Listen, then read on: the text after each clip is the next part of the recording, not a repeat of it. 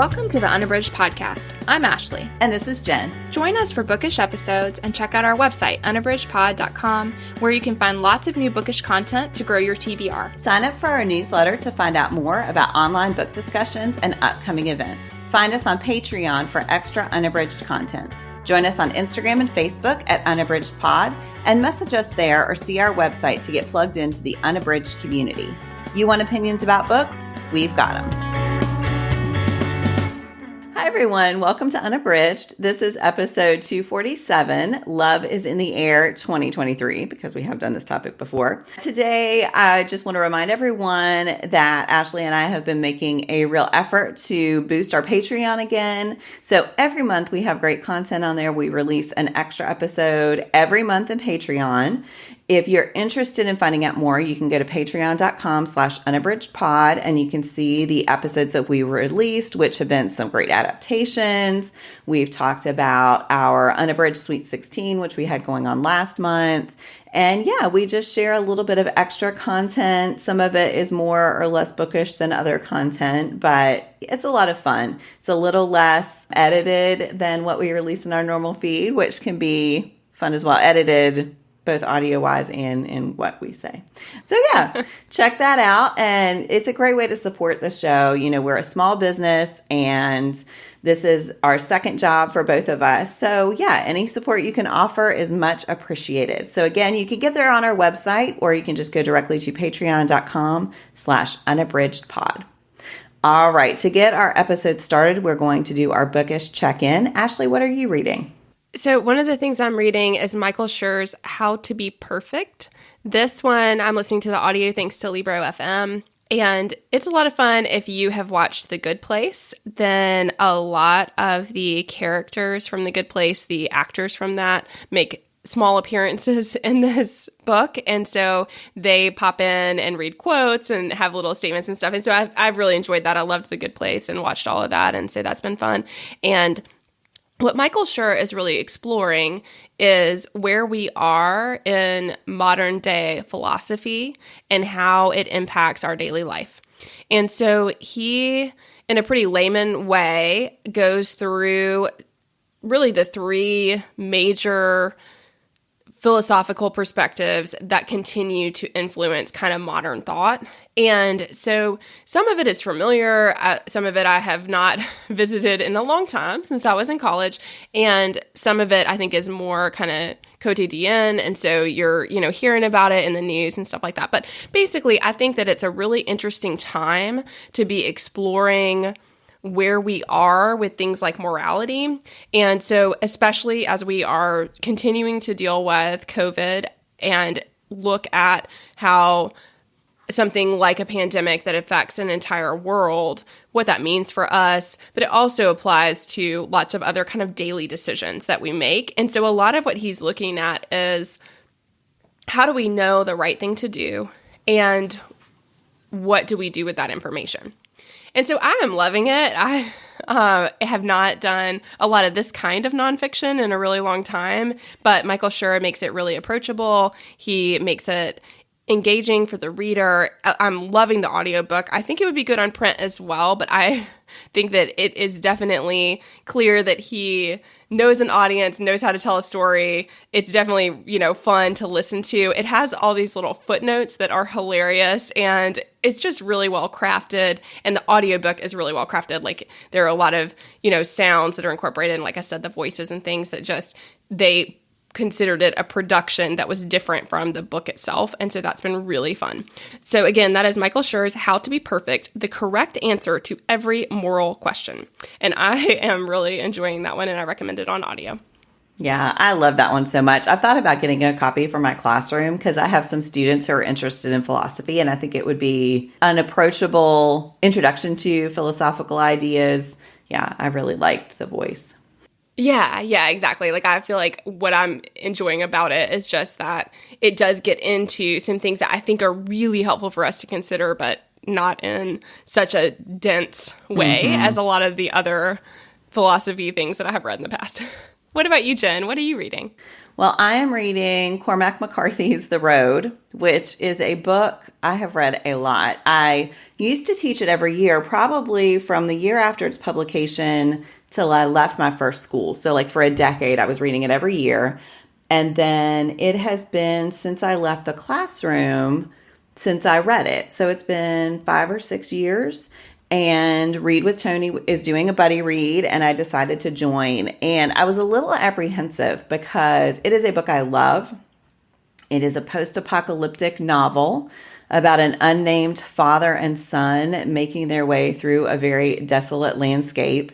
And I just wasn't sure how that topic would strike me after some of the things that have happened in our world in the last few years, but I am loving it all over again. I think McCarthy's writing is absolutely amazing. Every sentence just resonates. And I think the way he writes the relationship, while there is a lot of horror in the world, the relationship between the father and son is so beautiful. I'm loving it all over again. So if you haven't read McCarthy, I think this is a great place to start. He's one of my favorite authors. I recently read, he has 2 new books that just came out that are paired novels, and they sort of made me consider going back and rereading his backlist. The Road is the only book of his I've read more than once, but I've read all of them and appreciated all of them. But I feel like, yeah, it may be time for a McCarthy reread at some point. Anyway, Ooh, yeah. So that is Cormac McCarthy's The Road. Yes, I absolutely love that one too. That was one of the first books I remember bonding with Jen over because I had taught it, as had she. And so that was one of the times where you're like, oh, we both love this author and let's talk all about that. So, yeah. I stole a great unit idea from Ashley for that one too. So I taught it for many years, and then she came to teach at my school and was like, ooh, this is what I did. And it was great. Anyway, if you're a teacher and would like to know more, feel free to email. Yeah, absolutely. All right. Well, I am going to switch gears now. So we're going to talk now about Love is in the Air, about romance novels. February always seems like a great time to take on this topic, though I know both of us read romance throughout the year, and we do have quite a history of doing this every year. So we'll link some of our previous episodes because I think our recommendations from those years still stand up. But yeah, we wanted to recommend some new romance novels that we have read. So this is a topic that's popular year after year, which is why we continue to revisit it. So we know there are a lot of you out there who love romance too. So, all right, Ashley, what is your recommendation for 2023? Yeah, so when I was thinking about this one coming up, I was like, oh gosh, I don't know what I'm going to talk about because I have read, first of all, I feel like, well, I didn't read a lot. I've talked about that. I didn't read a lot for part of 2022. So I just total had less books that I read. And a lot of the ones that I was enjoying were more, they weren't really in the romance vein. But then also I read several I really did not particularly like. So then it was both that like I felt like I hadn't read very many. And then I read several I just did not enjoy. And I was like, ugh, this is not working for me. But recently I have read, just in the last couple of months, I have read several that I really loved. So the one I'm going to go with is Julia Wayland's Thank You for Listening. And I absolutely loved this one. I listened to this one on audio also, thanks to Libro FM also. There's a theme here. I'm having some good luck with my audiobooks recently. But a lot of you who listen to audiobooks or who follow up with the podcast know Julia Wayland from being an audiobook narrator. So I have listened to many of her audiobooks that she's read for other authors. And so I actually was surprised. I did not realize that she wrote her own work. And when I saw her on the list, I was like, oh, and then I also jumped to the conclusion, I think this is an interesting bias, but I immediately jumped to the conclusion that she was writing a memoir because I didn't think of her as a fiction author, which is silly. It is a fiction book. It is not in any way a memoir. So, like I said, I wasn't sure what to expect. And again, because I love her so much as an audiobook narrator, I think I didn't expect, I don't know. Apparently, I had a lot of like low expectations going into this. It was brilliant. So just to give a quick summary, this one, or, to kind of tell you a little bit about it, this one, the main character is Swanee Chester, and she is an audiobook narrator and not a memoir at all, but of course, something that Wayland obviously knows a lot about. And so she is an audiobook narrator, and early on in the story, we find out that she used to read romance and pretty erotic romance. And then she had gotten out of that field and she really was reading a lot of other things that were more kind of mainstream fiction. And when she had done the romance, she'd read under a pseudonym for those books, but then she reads under her own name for these others. So, which is significant to what happens early on in the story. But anyway, she is an audiobook narrator, but we find out pretty quickly that in the past, prior to starting her audiobook career, which she's been very successful with, she was a up-and-coming actor. And so we start kind of unpacking that. And she has a really, really great best friend. I mean, again, there's a million things I loved about this book, but she has this really amazing best friend who is wildly successful, kind of recently wildly successful in her acting career. And we see that Swanee is both happy for her, but also has some things to unpack as far as what's happened for herself.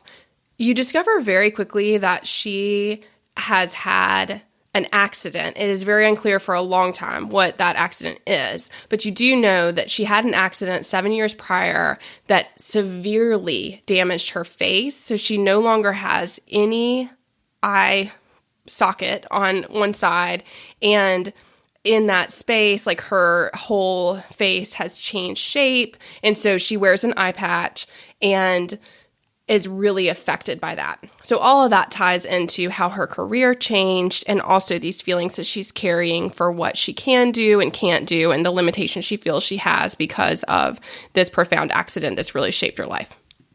So that's going on.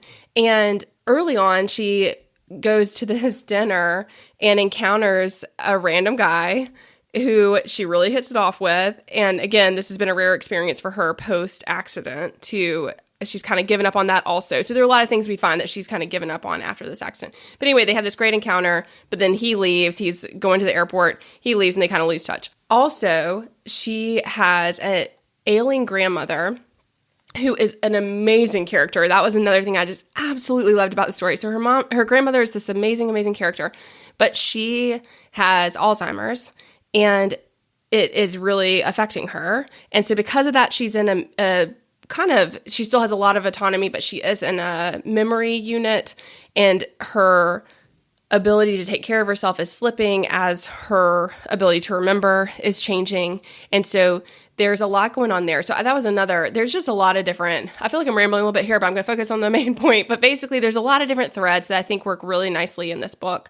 And a lot of it is about Swanee coming to terms with where she is in her life, where her grandmother is with things, and what all that means for her future. But anyway, the last piece I wanted to leave you with is just that the other thing that's happening very early in the book that involves some pretty hilarious scenes is that her long-term producer, who kind of helps with all of the audiobook stuff, is trying to get her to read this last romance book. And it was written by an author she had a lot of admiration for, who she absolutely loved, who had passed away. And the author had specifically wanted her to do the audiobook along with another person. And so to do the male part. And so she's saying, I've gotten away from this. I'm not going to do this. I said I was never going to do this again. But she does really love the author. She wants to honor her wishes. And so then she's kind of getting sucked back into that also. So all those things are going on. I just absolutely loved it. I was captivated by the story. And Julia Whalen does read it, which I thoroughly enjoyed. So again, it is Julia Whalen. Thank you for listening. And I thought it was fantastic. So if you're looking for a good romance, that was one that surprised me and that I just thought was amazing. Yes, I love that. I actually read that in print and am tempted to go back and listen, but the banter in that book is so good. I mean, on the page even, it just came to life. It was so much fun. Yes. Oh my gosh. It was great. I mean, I read it right as right around the turn of the year, and I thought if I had read it at a different time, it would have been one of my favorites because I just thought it was a fantastic book. What about you, Jen? What's your recommendation? So I really debated because, again, I do read a lot of romance, and I had some authors that I've read a lot of last year. But the one who really stood out was Mariana Zapata. And she is a self-published author who has found a great deal of success. Most of her books are available on Kindle Unlimited. So if you have that service, you have easy access there. And they are, when I say slow burn, I do not know if that fully explains the build of these books. They are quite long for romance books. They are like 500 or more pages. And often it is, I would say, 90% of the book before the couple actually gets together. And I have read several of these as buddy reads. And what that means is sometimes it's very frustrating because you want the quick romance, you want the fast pace. But what I love about it is you actually see the couple, who is the focus of the book, get to know each other really well before they jump into a romance. So it is not love at first sight. In fact, a lot of times I would say these are more enemies to lovers, though often I think that oversimplifies the relationships in these, but often the main characters, instead of a meet cute, they have some sort of early conflict that they have to work through. I would say in all of them, the depth of the character, so they're all, I think this is right, that all of them are from just the woman's point of view. And she, eventually falls in love with the man who is in the book, who is the other half of the couple. And yeah, so I really love them. I had a hard time deciding which one to recommend, but I'm going to go from Lukov with Love.